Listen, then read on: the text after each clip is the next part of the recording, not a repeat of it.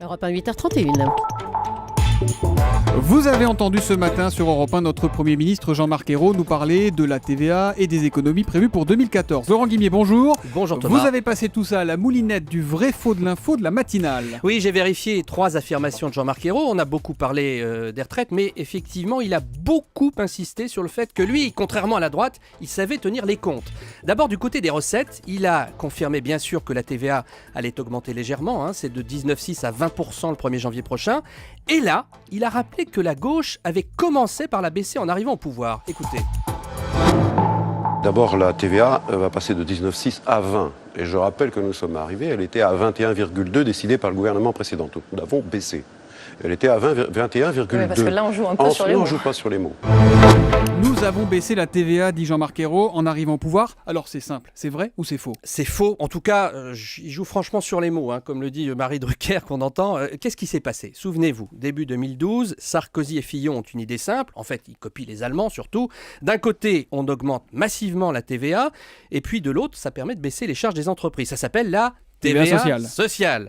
La mesure est annoncée par Nicolas Sarkozy le 29 janvier 2012 et elle est votée dans la foulée par le gouvernement Fillon. Et effectivement, Jean-Marc Ayrault nous rafraîchit bien la mémoire. Elle passe de 19,6 à 21,2. Enfin, elle aurait dû passer à 21,2 parce que cette hausse de la TVA était prévue pour octobre 2012, donc elle n'a jamais été mise en place. Parce qu'il y a eu un changement de régime entre-temps. Oui, François Hollande est arrivé à l'Élysée et elle a annulé le dispositif en arrivant au pouvoir.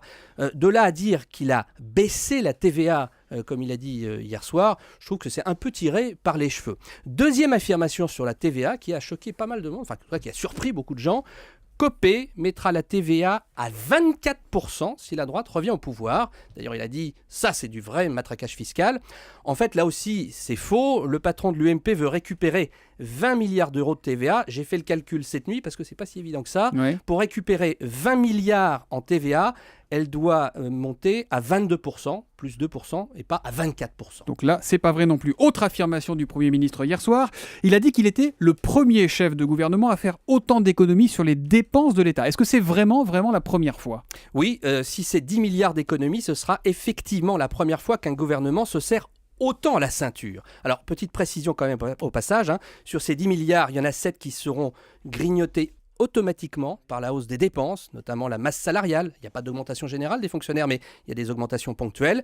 Mais il reste que cet effort annoncé, c'est vrai, sera le plus important jamais annoncé. Je dis annoncé, parce qu'entre l'annonce et l'exécution du budget, il y a parfois des écueils, des dérapages.